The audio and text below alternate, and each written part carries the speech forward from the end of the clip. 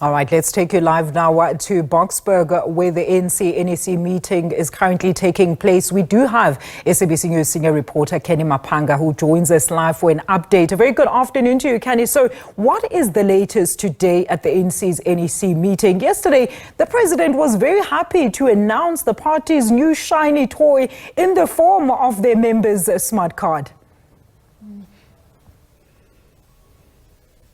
Indeed, good afternoon to you, Alicia, and to the viewers at home. I think we can start at the clip that you've just played, which emanates from the earlier briefing of day 2 of the NEC meeting here in Boksburg. We've seen that, of course, when some of these NEC members do appear for that feedback to the media, their respective portfolios do come along.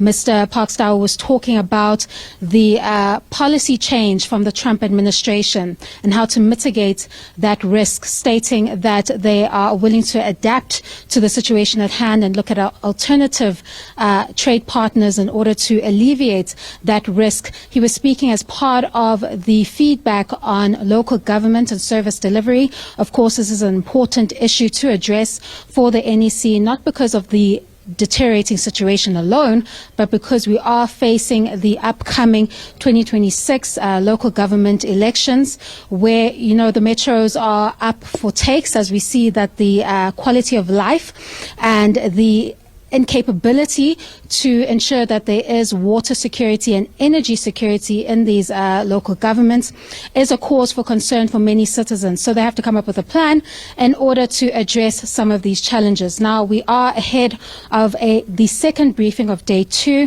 which is going to discuss more pressing matters in the domestic landscape of South Africa. We are going to be looking at this budget impasse that, you know, Alicia, has been the subject of the media for a few days now. We are understanding that there hasn't been a resolution or some form of compromise between the DA and the ANC on this issue of the VAT increase. We saw that the finance minister revealed that it is being used as some form of a barter or trade for the DA in order to ensure that the ANC scraps some of those transformative policies, that is NHI, as well as the Bella Act. And we know that they're still at a standstill regarding that, and the ANC is still looking at options outside of the GNU to address this impasse that they're dealing with now, that needs a resolve at least by Tuesday, Alicia, because we know that some of the voting will begin then. So we expect that at 3 p.m. when the briefing begins, they'll be addressing the budget issue, and then, of course, the very important information, or rather issue of disinformation that has led to many consequences for South Africa and placed it under a global lens, under the false campaign that minority groups are being targeted in South Africa. Thank you so much for that, Canny. I mean, maybe also we were told yesterday that the issues of the current USA as well as South Africa tensions will also be featuring quite dominantly on the agenda this weekend. Are you hearing anything in this regard at this stage?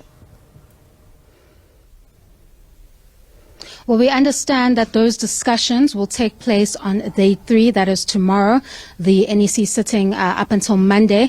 So it's quite a few days for them to spread out these issues. But the more prominent issues today is local government, service delivery, as well as disinformation, and of course the budget impasse that the ANC is currently facing right now, and coming up with a conclusion as to how this GNU will go forward. We've heard the ANC spokesperson Maphanga discussing earlier with SABC that they don't think that this issue spells the end of the relationship between the DA and the ANC.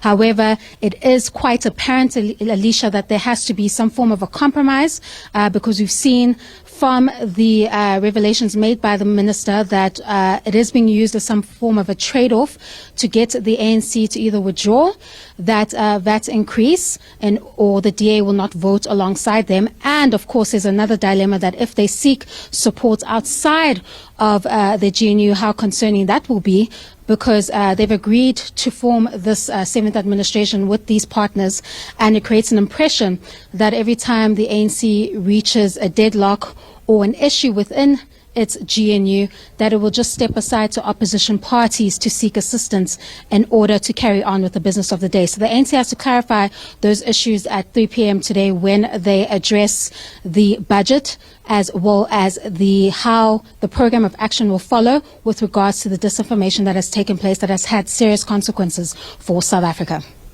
Much for that comprehensive update there. That is SABC News senior reporter Canny Maphanga joining us live with an update on the ANC NEC meeting currently taking place out in Boksburg.